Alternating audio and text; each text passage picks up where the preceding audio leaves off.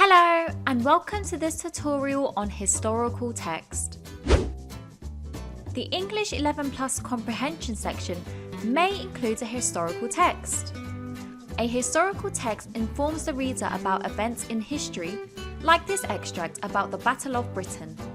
Let's have a go at answering the questions. As the 11 Plus is a strictly timed exam, let's read the question and options first. What's the name of the German Air Force? Let's skim and scan the text to look for keywords such as German Air Force. After a short skim and scan for keywords, we can see that line 1 and 2 states Luftwaffe, which was a German Air Force. Therefore, the answer is C, Luftwaffe. Okay, let's look at question 2. Decided to change tactics. What does tactic mean in this context? City, Air Force, move, strategy.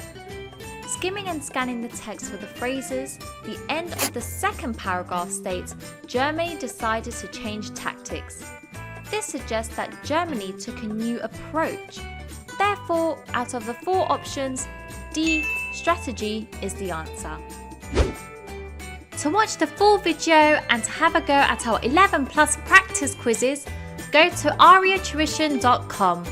That wraps up this tutorial. Thanks for watching. See you again soon.